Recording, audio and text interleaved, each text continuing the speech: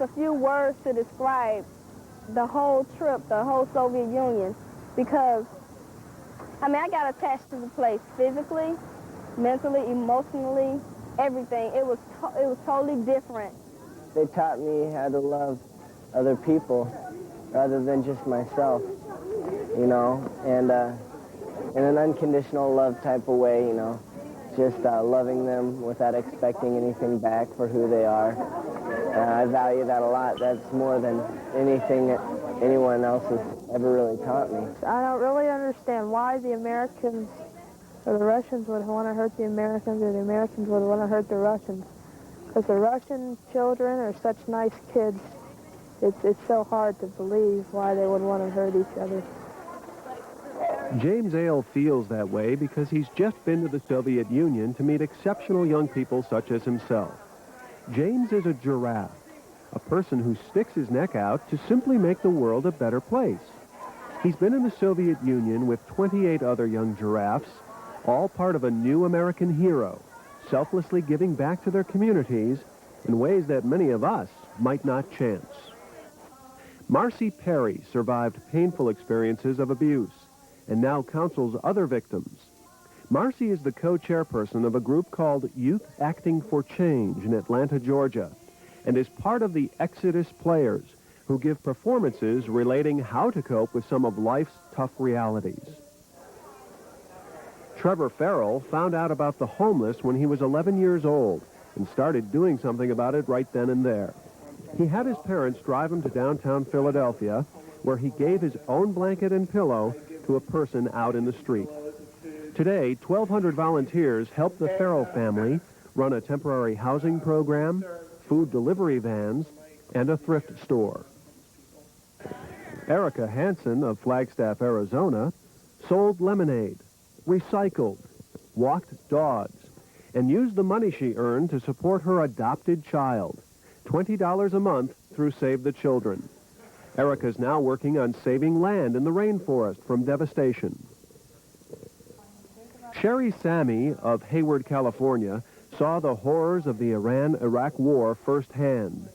She emigrated from Iran to the United States and now works against violence of all kinds through a group called Children of War. The Giraffe Project is a national nonprofit organization based in Langley, Washington, that encourages people to stick their neck out. The Giraffe Project and Vermont ice cream maker Ben & Jerry's wanted to find out what might happen when you take 29 of these new American heroes and have them meet their counterparts in the Soviet Union. People in cities and towns across the country nominated their best to become giraffes. The Giraffe Project verified the nominations and joined Ben & Jerry's to select a special group for the Soviet trip. It was a trip building new alliances and friendships, a journey of profound experiences.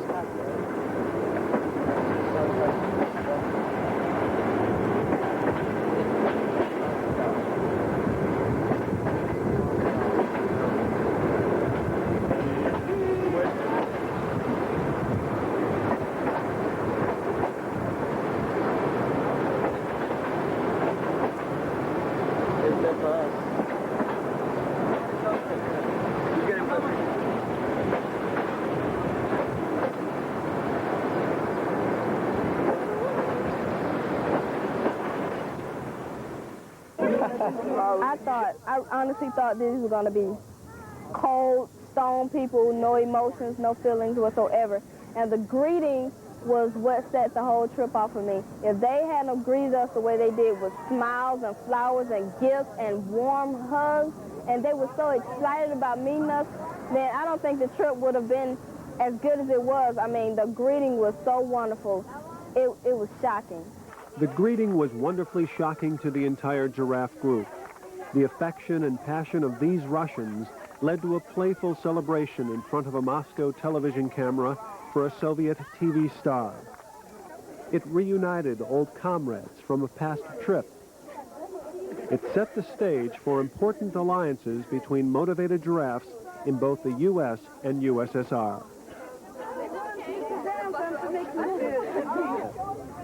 Andrei Danilenko is the Giraffe Project's USSR representative in Moscow. I think it's excellent.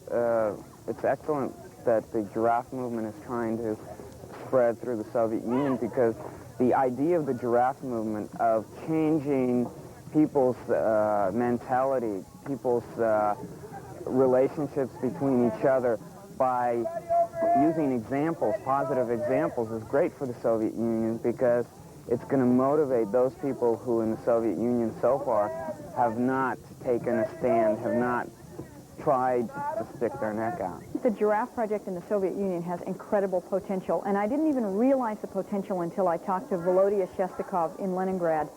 He said that there were 3 environmentalists there who were working to, improve environmental conditions in the Soviet Union, and they were in danger. They were in danger of being silenced. But what he did is he publicized them. He made them well known through the media, and through that they gained safety, because evidently if someone is a well-known figure, there is much of a less of a chance that they will be silenced. Well, the Giraffe Project is a media organization. That's what we do. We tell people stories in the media. Natalie Hill served as the Giraffe Project's coordinator on the Soviet journey, a journey producing a number of discoveries at different levels. Just days before, these giraffes were strangers, individual leaders from different parts of the United States, from different backgrounds. Now they are a group, travelers, explorers, leaders contributing to each other and to new friends in the Soviet Union. They are learning a lot about themselves, as well as another country and its people. Hello, beach. Hello, friends. Hello, song that never ends. Hello, stars. Hello, the sky. Hello, friendship that never dies.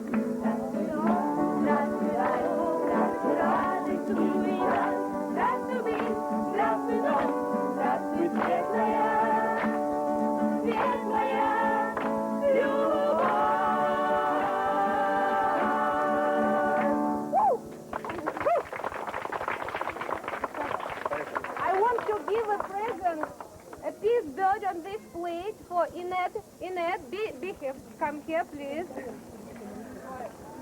This is for you from us, and this emblem with our peace bird.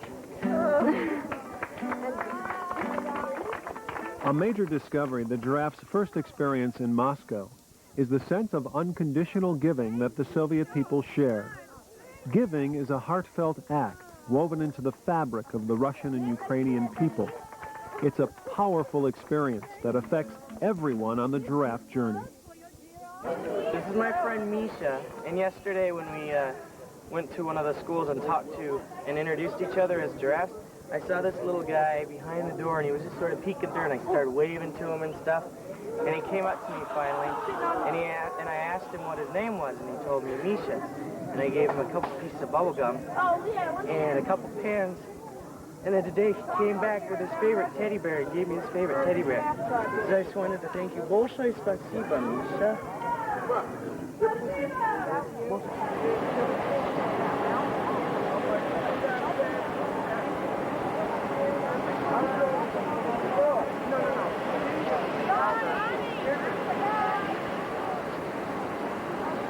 After so long a period of Cold War, it's very, very serious and very, very important for our two great people to understand each other, to know better each other. For the World War III, we ruined everything, and I guess everyone should do all he can to prevent it, to prevent war. Eugene Frolov is a young leader in the Ukrainian city of Kiev. In each of the 3 Soviet cities the American giraffes visit, they will have youth summits with their Soviet counterparts. It's a chance to exchange how young people in both nations can take the initiative for positive change. What do you want to change in your own country? And just as everybody else, I'm sure that there are many things that we could name to change in our country. But as Andrew and I and the rest of us, as we talk, we found out that before we could change anything in our country, we must first change ourselves. As it's been said, start with the man in the mirror. When you change a person's attitude, you alter a person's destiny. I think that this is the main problem for our society is attitude towards a person. I think that the person play the main role in social life, and without human rights we have not opportunity to solve any social problems in our country.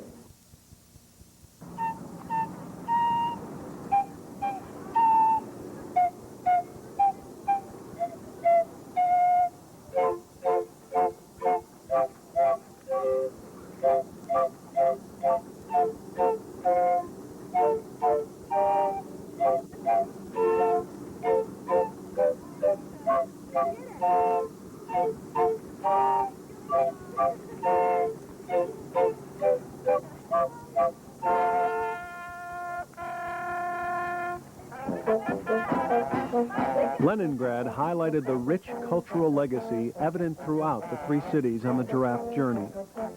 It added brilliant pages to an already full journal of experiences for the entire group, from Moscow to Kiev to Leningrad.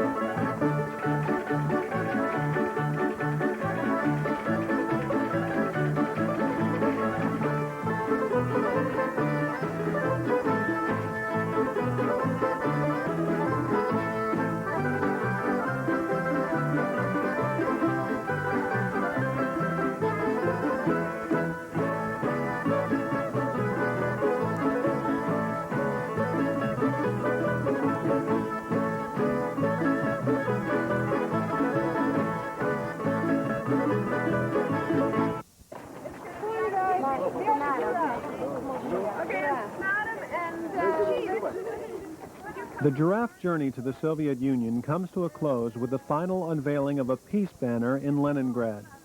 The banner will stay in Leningrad as a gift of friendship to the people of the Soviet Union. These giraffes will say their formal goodbyes from a Leningrad stage. They started the journey as strangers just 2 short weeks ago, and now have experiences that will be theirs to share for a lifetime.